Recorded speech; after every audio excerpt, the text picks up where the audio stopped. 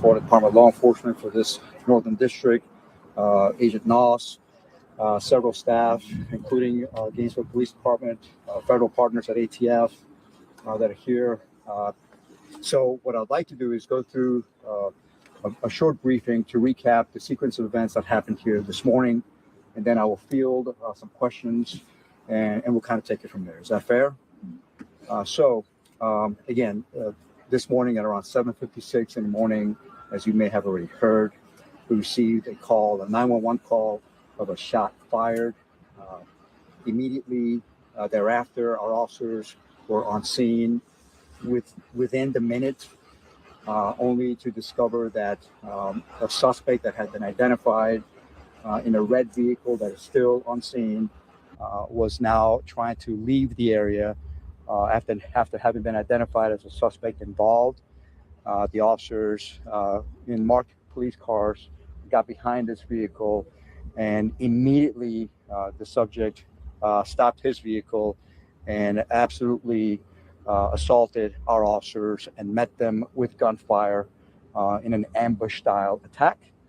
Our officers, by the grace of God, were able to engage the suspect in a violent exchange of gunfire, resulting in the death of the assailant, who passed on scene. Of course, as you can imagine, it was a chaotic scene in the middle of morning rush hour traffic, which brings into light some great concerns that we had upon arriving here, because we had our motoring public, our businesses that are trying to make a living, all having to deal with this as it's unfolding, again, in a very violent manner. Immediately thereafter, once we were able to secure our 2 police officers that were wounded in the exchange and get them treated and taken to the hospital, we, of course, began a search of the area. Information that we had received took us to a nearby business, a lumber yard, where the initial suspect was seen entering. We sadly discovered a subject inside of the business that was also deceased and suffered a gunshot wound as well. So we now believe confidently that it is the same suspect that entered the business after having parked not far from here at 1300 East University Avenue behind the KFC, walked over to the lumberyard, engaged the victim therein, walked back to his car, and as he attempted to flee, was met by our officers, and the rest as I've told you. So any questions on Chief, that? I have a question. Yes, How are the 2 officers doing right now, and what can you tell us about their recovery? Well, I will tell you that anytime that our staff, our police officers, are injured, it's always difficult for me. But in this case, the officers, when I arrived on scene, very shortly thereafter, I could see that they were both wounded. One in the lower extremity, one in the upper extremity. Both were ambulatory, transported to Shands Hospital, where they are receiving treatment, and they are expected to recover fully. I've since met with them and their families to express my gratitude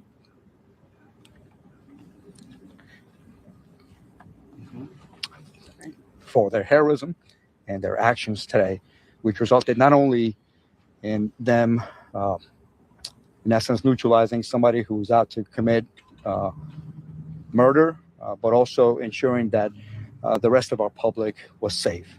And I do want to thank our public. I understand this is very, very chaotic, and people going to school and work, and we've interrupted all of it. So I apologize for that, but I'm also grateful that people have showed the patience as we deal with this extremely large and complex scene. There are many people that have come to our aid today. I certainly want to thank the Florida Department of Law Enforcement. This is now a dual investigation. We have a homicide scene that will be run by the Gainesville Police Department, and we have an officer-involved shooting that will be managed by the Florida Department of Law Enforcement. Our local partners at the Alachua County Sheriff's Office were also immediately on scene, rendering whatever help they can do for us They've been extremely helpful in handling other calls for service because our community keeps on going. We have our federal partners. I've spoken to the FBI. ATF is on scene. So many that have come to our aid because they realize that in this community, as we continue to battle all that is gun-related violence, when it happens so boldly and it involves our people, it's a different level, right? And so I'm just so proud of our officers today, of our employees. There are so many behind the scenes that are supporting what you see here today that I'm also grateful for, both sworn and civilian. Our legislative body that's with me today, our city management, everybody in this community comes together, and this certainly showcases that. Sadly, we have a homicide victim, and we have an assailant who was neutralized by our officers today. So the message that I continue and that we continue to say in this community is we continue to battle gun-related violence by any means necessary. And again, this should showcase that this community and this department is not only trained, but ready for anybody who wants to challenge that sanctity. You mentioned that the suspect was gunned down in the car. Do you know his identity yet? Have you been able to identify him? And do you have a record on him? So I hope you can appreciate that. Yes, we have identified all that are involved. But at this point, because it's so fluid, we still have notifications to be made. We're still doing all of our historical research to answer exactly that question. So whenever we're ready, we will give that to you all. I just can't do that currently. I hope you can appreciate that. Chief, Yes, sir. do you know what was the motive of the lumberjack? We do not at this point have a clear picture of what that looks like. We do know that there was clear intent. Do you know how he got the gun? We have not gotten into that. As I stated before, we have many partners here who will help us answer those questions. And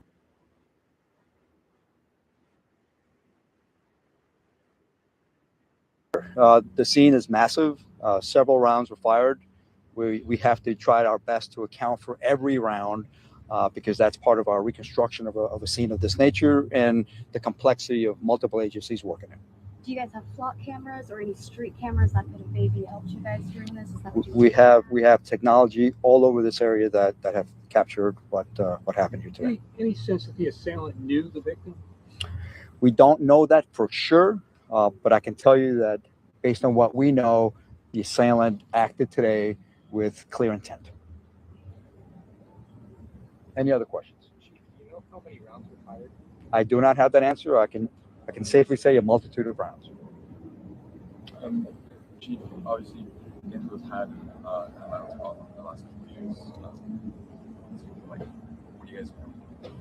Well, I want to be clear, right? Because the fact is that over the last 2 years, our gun violence related issues have drastically dropped. So in 2024, we experienced a total crime decrease from the year before of 11%. This year alone, this past year, 2025, another 16% decrease from the previous year. So the facts is that our gun violence dropped drastically.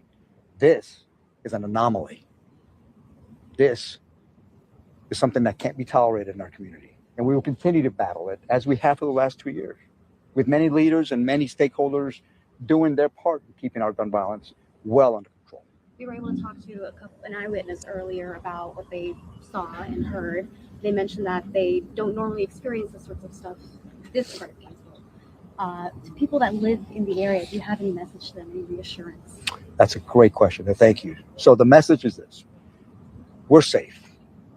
What happened today, horrible as it may be, we've accounted for everybody and everyone that is involved, everybody that had clear intent to commit violence. We've accounted for that.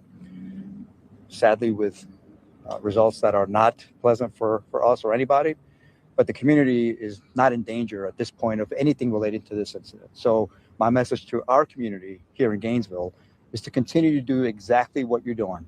Go about your lives, work, go to school, enjoy your life, because we have your back, and we appreciate their continued support of our organization. Excuse me. I feel a multitude of emotion. Obviously, I'm extremely disturbed when, as I stated earlier, when our people are injured. So I'm sad. I'm also very grateful that their injuries. All right. Well, thank God they got the guy. And I can respect this guy uh, apologizing for interrupting with school. They had to shut the schools down, they had to shut everything down around there. Uh, the business that this guy went into and killed somebody, and then the other businesses that he ran to, they had to quarantine a big area, uh, and a firefight broke out.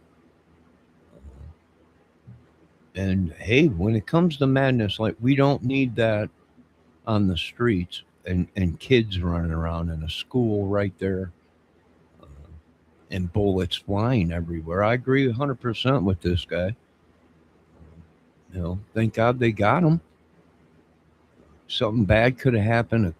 An innocent person could have got hit with a stray bullet. Whenever you got massive amounts of bullets flying, they're bound to ricochet. They're bound to hit things and rip apart, and shrapnel. If you're by it, you can get hit. Very dangerous. Thank God they got the people off of the street, and keep doing good. And, just keep doing good. No, it's a cold night out there, so keep warm, folks. It's very slippery out, so be safe. And look at the wind blowing off of the snow off of the roof across the way there. We got high winds, so there will be drifting and stuff like that. Probably more snow bands, maybe. Be safe, and we'll be back with more information. Make sure you go over there and check out Mr. JLR's channel. Great channel. Have a good night.